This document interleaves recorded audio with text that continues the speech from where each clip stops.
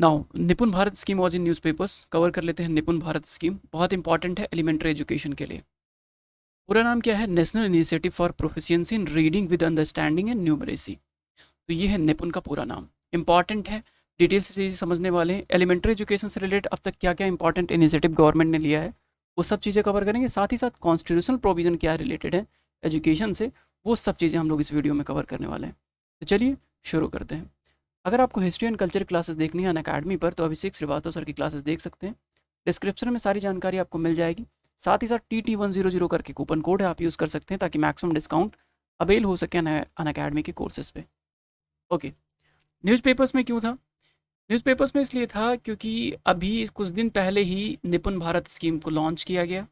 कौन लॉन्च किया है? Ministry of education. ये इंपॉर्टेंट है, स्कीम की मिनिस्ट्री पूछी जाती है कि किस मिनिस्ट्री ने कौन सी स्कीम लॉन्च करी, तो मिनिस्ट्री ऑफ एजुकेशन ने ये स्कीम लॉन्च करी है, निपुण, national initiative for proficiency in reading with understanding and numeracy. ठीक है, निपुण भारत स्कीम एम है कि कवर करना है learning needs of the children in the age group of 3 to 9। 3 से 9 साल तक के बच्चे हैं, उनकी जो लर्निंग नीड्स है उनको फुलफिल करने के लिए ये स्कीम लाई गई है। ये स्कीम जो है पार्ट है नेशनल एजुकेशन पॉलिसी 2020 का। 2020 में जो नेशनल एजुकेशन पॉलिसी आई थी उसका ये पार्ट है। आपको बताना है कि इससे पहले वाली जो एजुकेशन पॉलिसी थी वो कब आई थी, या ये कह सकते हैं कि नेशनल एजुकेशन पॉलिसी जो 2020 है उसने इससे पहले की कौन सी स्कीम को या कौन सी पॉलिसी को रिप्लेस किया। ये आपको जवाब देना है कमेंट सेक्शन में। ओके, नाउ अगला क्वेश्चन निकलता है कि ये बताइए कि कितने सालों के लिए स्कीम इम्प्लीमेंट किया जाएगा, कितने सालों तक के लिए लाया गया है। तो 5 सालों तक के लिए लाया गया है। 2021-22 में स्टार्ट हुआ है और 26-27 में ये ख़त्म होगा। तो 5 सालों के लिए जो है स्कीम लाई गई है। छोटे बच्चे जितने भी हैं उनका जो प्री प्राइमरी लेवल का जो एजुकेशन होता है उसको मजबूत करने के लिए, उसको इम्प्लीमेंट करने के लिए, ग्राउंड लेवल पर स्कूल लेवल में पहुंचाने के लिए ये स्कीम लाई गई है। 5 स्टेट में स्कीम जो है इम्प्लीमेंट किया जाएगा, सेंटर, स्टेट, फिर उसके बाद डिस्ट्रिक्ट, फिर ब्लॉक और फिर स्कूल। इस 5 स्टेज में जो है इस स्कीम को इम्प्लीमेंट किया जाएगा निपुण भारत को। नाउ खास बात यह है स्कीम की कि देखो इसमें सिर्फ और सिर्फ बच्चे पर जोर नहीं दिया जाएगा कि बच्चे का स्किल इम्प्रूव हो या बच्चा सीखे, इसके साथ साथ टीचर्स के भी स्किल इम्प्रूवमेंट पर जोर दिया जाएगा। इसके साथ एक निस्ता स्कीम है, निस्ता, इस स्कीम को इसके साथ जो है जोड़ा जाएगा। आगे हम लोग निस्ता स्कीम के बारे में पढ़ेंगे। अगर बात करें कि ग्राउंड लेवल पर इसको इम्प्लीमेंट कौन कर रहा है जो है निपुण भारत को, तो ग्राउंड लेवल पर जो इम्प्लीमेंट कर रहा है department of school education and literacy, जो मिनिस्ट्री ऑफ एजुकेशन का ये पार्ट है। ओके, अब ये जो पूरा स्कीम है इसको फंडिंग किसके तहत मिलता है? तो एक समग्र शिक्षा पॉलिसी स्टार्ट की गई थी गवर्नमेंट के द्वारा, एक सेंट्रली स्पॉन्सर्ड स्कीम है समग्र शिक्षा। समग्र शिक्षा के तहत जो है इसको इम्प्लीमेंट किया जाएगा। जितना फंडिंग है इस स्कीम को, जितना भी पैसा चाहिए समग्र शिक्षा के तहत जो है निकाला जाएगा। समग्र शिक्षा जब आया था तो इसने तत्कालीन समय में 3 इंपॉर्टेंट स्कीम्स थे जिनको मर्ज किया था इसने।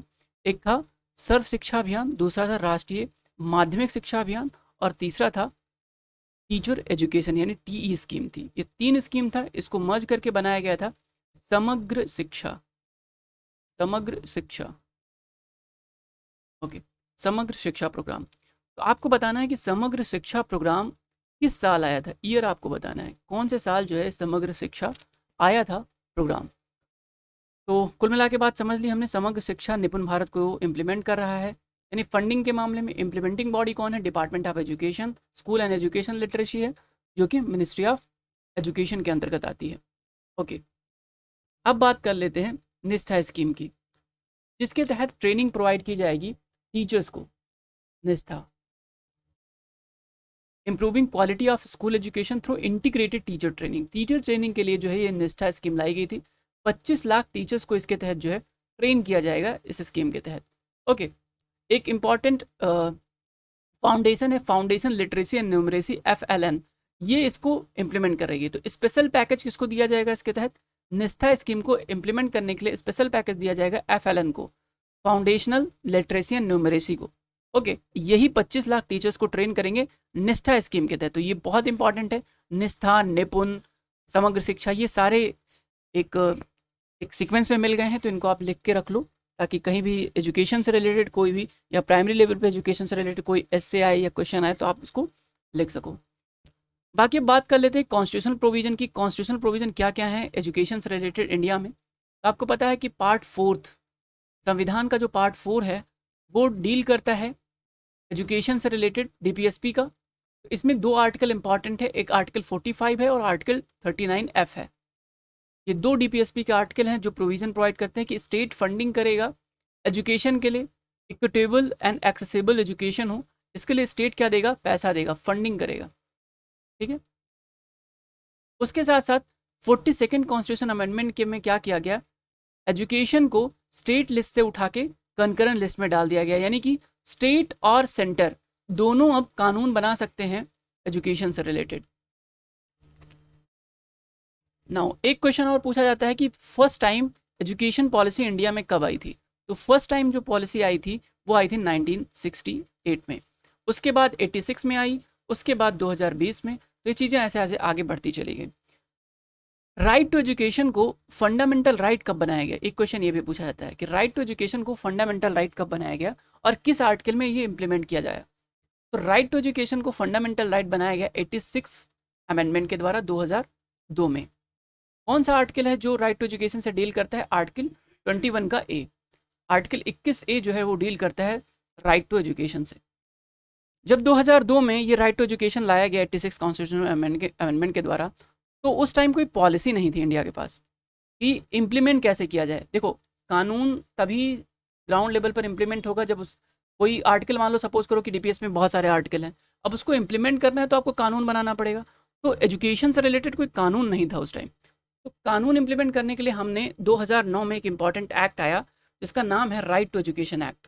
तो राइट टू एजुकेशन एक्ट कब आया, 2009 में। इससे पहले फंडामेंटल राइट कब बनाया गया, 2002 में। पहली पॉलिसी कब आई, 68 में। दूसरी पॉलिसी कब आई, 86 में। ओके। नाउ इस एक्ट में कितने साल के एज ग्रुप के बच्चों को एजुकेशन प्रोवाइड करने का फंडामेंटल राइट दिया गया, तो 6 to 14 ईयर्स, 6 साल से 14 साल तक के बच्चे। क्लास की बात नहीं करी गई यहाँ पे, किस क्लास से किस क्लास तक नहीं, 6 साल से 14 साल तक के बच्चे को एजुकेशन प्रदान करना है। हर स्टेट गवर्नमेंट की ये जिम्मेवारी है और बच्चों का ये फंडामेंटल राइट है, ये कहता है आर्ट जो है राइट टू एजुकेशन एक्ट 2009। उसके अलावा 2002 का जो 86 कॉन्स्टिट्यूशन अमेंडमेंट है वो भी सेम बात कहता है। इसी के तहत जो नॉन माइनॉरिटी प्राइवेट इंस्टीट्यूशंस हैं उनके ऊपर ये बाध्यता करी गई है कि 25% सीट जो है ऐसे बच्चों को लिए रिजर्व करेंगे जो वहाँ पर माइनॉरिटी कम्युनिटी से आते हैं या फिर डिसएडवांटेज सेक्शन से आते हैं। तो उनके लिए 25% सीटें जो हैं यहाँ पे अलॉट की गई हैं। अब एक इम्पॉर्टेंट स्कीम है Sarva Shiksha Abhiyan, mid day meal scheme, Navodaya Vidyalaya scheme, केंद्रीय विद्यालय संगठन KVS वाला। ये सब जो है NEP नेशनल एजुकेशन पॉलिसी 1986 के तहत आए थे। उसी के बाद इन सबको स्थापित किया गया। एजुकेशन को इम्प्रूव करने के लिए ये सारी गवर्नमेंट ने इनिशिएटिव लिए थे। तो ये सारे स्कीम्स का नाम याद रखना है। अब मिड डे मील स्कीम का कभी और चर्चा करेंगे। इस पर भी अभी सेंट्रल गवर्नमेंट ने कुछ चेंजेस किए हैं और खासकर कर्नाटका गवर्नमेंट इस पर लगातार कुछ ना कुछ नया इनोवेशन करती रहती है।